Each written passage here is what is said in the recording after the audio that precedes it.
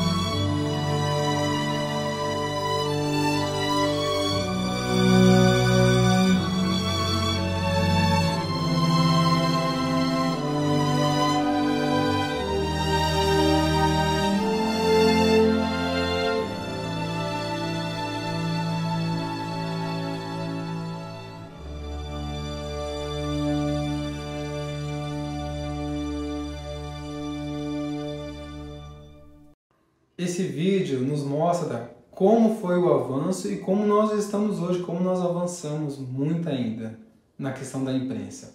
O ponto 1 da revista vai falar que a Bíblia é inerrante, a inerrante palavra de Deus. A Bíblia foi escrita ao longo de um período de 1600 anos por aproximadamente 40 autores de 3 continentes diferentes. Ela tem 2 línguas principais, o hebraico no Antigo Testamento e o grego no Novo Testamento.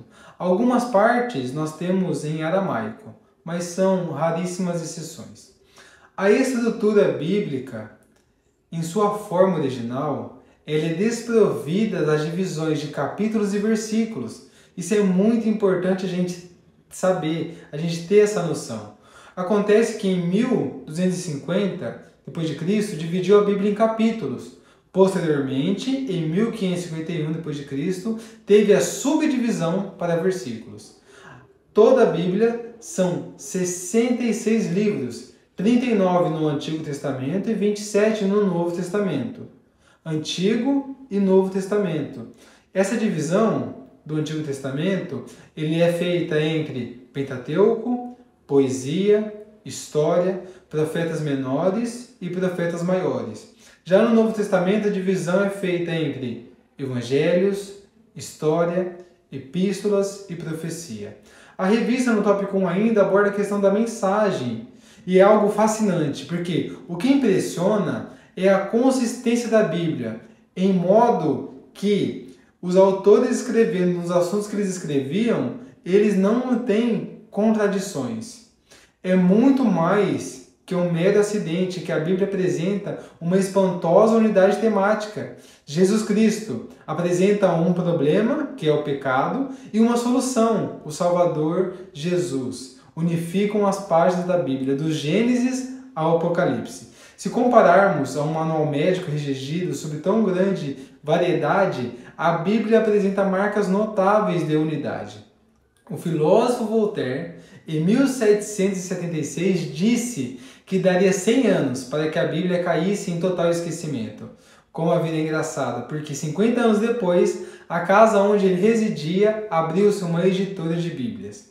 A Bíblia é o livro mais publicado e mais lido do mundo. São 2.935 traduções em línguas e dialetos diferentes. 6 bilhões de exemplares vendidos. Essa contagem é desde 1816. O tópico 2 da revista aborda que a Bíblia é um livro inspirado pelo Espírito Santo. E aí nós temos a inspiração verbal e a inspiração plenária. Inspiração, primeiramente, significa soprado por Deus, aquilo que provém do próprio Deus. A inspiração plena e verbal assevera que todas as partes da Bíblia são igualmente inspiradas, que a poderosa operação do Espírito Santo capacitou os escritores para que, com seus próprios vocabulários, escrevessem a palavra de Deus. Este é um fato importante a respeito da inspiração divina, sugerido por 2 fatos. Porque todas as referências bíblicas à autoridade divina das Escrituras se referem ao fato de que Deus concedeu ou que Deus soprou o texto. Isso é claro que nós falamos referente ao texto original, aos autógrafos, né? Agora, algo importante a se falar sobre as Escrituras é que elas não foram ditadas palavras por Deus, no sentido comum que se atribui ao verbo ditar. Na verdade, há certos trechos menores da Bíblia, como por exemplo os 10 Mandamentos, que Deus outorgou diretamente ao homem. Mas em parte alguma está escrito ou fica implícito que a Bíblia é resultante de um ditado palavra por palavra. Pelo contrário, os autores das Sagradas Escrituras eram escritores e compositores, e não meros secretários. Há vários fatores que contribuíram para a formação das Escrituras Sagradas e dão forte apoio a essa afirmativa. Em primeiro lugar, existe uma diferença marcante de vocabulário e de estilo de um escritor para o outro. O Espírito Santo, portanto, não anulou as peculiaridades pessoais de cada um dos autores humanos, a julgar pela variedade vocabular, pela variedade gramatical, pela variedade de estilos, de figura de linguagem e pelos interesses humanos dos vários autores. Deus não desrespeitava a personalidade nem a cultura dos autores bíblicos, quando na sua providência os guiava, como veículos da sua revelação escrita para a humanidade. Apesar do mistério que sonda o modo como Deus fez com que sua palavra fosse fiel, sem destruir a liberdade e a personalidade dos autores humanos, os autores humanos não eram simplesmente meros secretários que anotavam algo que estava sendo ditado a eles. A sua liberdade não foi negada. As suas palavras correspondiam ao seu desejo, no estilo que estavam acostumados a escrever. Na sua providência, Deus promoveu uma concordância divina entre as palavras deles e as suas palavras. Isso é importante entendermos e sabermos, porque às vezes se tem a noção que o autor está ali e Deus está ditando as palavras para ele e ele vai palavra por palavra escrevendo. Não foi assim o processo de inspiração divina. O processo de inspiração divina, ele foi diferente. Como nós falamos, Deus respeitava cada autor. Cada autor tinha uma cultura diferente, tinha um vocabulário diferente, tinha uma gramática diferente. Por isso, quando nós lemos Lucas, nós sabemos diferenciar o estilo dele, que ele escreve diferente de Marcos, por conta que o Lucas era um historiador, Lucas era um médico, ele dá certos detalhes. Então, isso é importante entendermos e sabermos esse processo de inspiração. Não foi ditado palavra por palavra. Deus usou cada autor e concordou com as suas palavras, de modo que havia uma concordância entre aquilo que era inspirado por Deus e Deus respeitava cada autor na sua liberdade.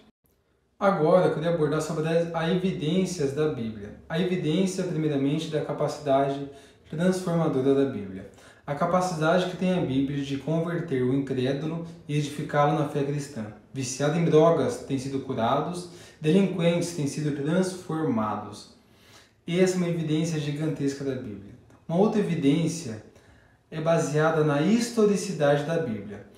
Grande parte do conteúdo bíblico é história e, por isso, passível de constatação. Existem duas espécies principais de apoio da história bíblica. Existem os artefatos arqueológicos e os documentos escritos. No que diz aos artefatos desenterrados, nenhuma descoberta arqueológica invalidou um ensino ou um relato bíblico.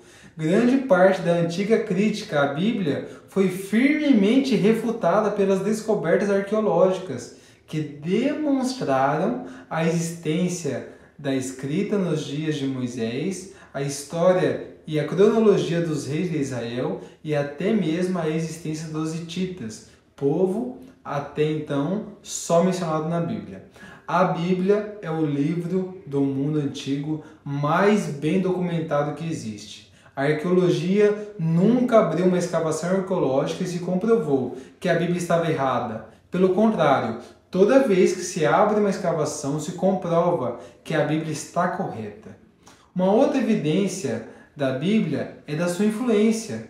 Nenhum outro livro tem sido tão largamente disseminado, nem exercido tão forte influência sobre o curso dos acontecimentos mundiais do que a Bíblia. As Escrituras Sagradas têm sido traduzidas em mais línguas, têm sido impressas em maior número de exemplares, têm influenciado mais o pensamento, inspirado mais as artes e motivado mais as descobertas do que qualquer outro livro. A Bíblia foi traduzida em mais de 1000 línguas, abrangendo praticamente 90% de toda a população. Suas tiragens somam alguns bilhões de exemplares. Os best-sellers, que têm vindo em segundo lugar ao longo dos séculos, nunca chegam perto do detentor perpétuo do primeiro lugar, a Bíblia. As Escrituras têm influenciado mais a civilização do que qualquer outro livro ou combinação de livros do mundo. Na verdade, nenhuma outra obra religiosa ou de fundo moral no mundo exerce a profundidade moral contida no princípio do amor. cristão, e nenhuma apresenta o conceito espiritual mais majestoso sobre Deus do que o conceito que a Bíblia oferece. A Bíblia apresenta ao homem os mais elevados ideais que já pautaram a civilização. Uma outra evidência é a evidência da indestrutibilidade da Bíblia. Talvez, por conta de sua tremenda importância, a Bíblia tenha sofrido muito mais ataques perversos do que seria normal de se esperar em se tratando de um livro. No entanto, a Bíblia tem resistido a todos os ataques e a todos os seus atacantes. No entanto, a Bíblia é hoje o livro mais impresso e mais divulgado no mundo. Críticos da Bíblia, no passado, taxavam-na de composta, na maior parte por historietas mitológicas, mas a arqueologia que já vimos lhe comprovou a sua historicidade. Seus antagonistas atacavam seus ensinos, taxando-os de primitivos e obsoletos, mas os moralistas exigem que seus ensinos a respeito do amor sejam postos em prática na sociedade moderna. Os céticos têm lançado dúvidas sobre a confiabilidade da Bíblia. Todavia, mais pessoas hoje se convencem de suas verdades do que em toda a história. Prosseguem os ataques da parte de alguns cientistas, de alguns psicólogos e de alguns líderes políticos, mas a Bíblia permanece ilesa, indestrutível. Isso é desde o Império Romano, porque os oficiais romanos perceberam que para acabar com o cristianismo era preciso destruir as Escrituras. Assim, na última grande perseguição aos cristãos, as Bíblias eram queimadas. O imperador romano Diocleciano promulgou 3 editos de perseguição aos cristãos, porque acreditavam que a existência do cristianismo estava rompendo a aliança entre Roma e os seus deuses. Os editos pediam a destruição das igrejas, dos manuscritos e de livros, assim como a morte dos cristãos. Centenas, se não milhares de manuscritos foram destruídos por todo o Império Romano durante essa perseguição que durou até o ano 311. Mas, mesmo se Diocleciano tivesse sido bem sucedido em varrer da face da terra todos os manuscritos bíblicos, ele não poderia ter destruído nossa capacidade de reconstruir, em especial o Novo Testamento. Isso por quê? Porque os pais das igrejas, como Justino Marte, Irineu, Clemente de Alexandria, Orígenes, Tertuliano e outros, fizeram tantas citações do Novo Testamento, na verdade, 36.289 vezes, para ser mais exatos, que todos os versículos do Novo Testamento, com exceção de apenas 11, poderiam ser reconstituídos simplesmente através dessas citações. Ou seja, você poderia ir até a biblioteca pública, analisar as obras dos pais da igreja primitiva e ler praticamente todo o Novo Testamento, simplesmente com base nas citações que eles fizeram. Ou seja, nos primeiros 500 anos da igreja, a Bíblia já era o livro mais citado por outros escritores. Caso ela desaparecesse, somente pelos livros seculares se conseguiria reescrevê-la. Atualmente, é quase impossível pensar na fé cristã sem a Bíblia. Ela é a base do nosso evangelismo cristão, de nossos ensinamentos, de nossa adoração e de nossos preceitos morais. Então, os ataques que a Bíblia sofre não é de hoje, não é novidade. Já vem desde o Império Romano, mas ela não é obra humana, ela é a palavra de Deus. Por isso que ela é indestrutível. Finalizando essa aula de hoje, gostaria de deixar uma frase que diz assim: através das eras, a espada tem sido a parte mais necessária do equipamento do soldado e mais usada do que qualquer outra arma. Um piloto sem o seu mapa, um aluno sem o seu livro, um soldado sem a sua espada, são todos ridículos. Mas, acima disto, é um absurdo imaginar um cristão sem o conhecimento da palavra de Deus e sem alguma habilidade em usar essa arma. William Gurnall. Essa foi a aula de hoje. Espero que você compartilhe, curta, divulgue. E o objetivo é, a cada semana, abordarmos uma lição da Revista dos Jovens, que é uma lição muito rica, muito bem elaborada nesse último trimestre do ano de 2023, o quarto trimestre, onde iremos aprender e colocar bases sólidas e firmes na nossa fé cristã. Muito obrigado por nos acompanhar. Que Deus em Cristo te abençoe.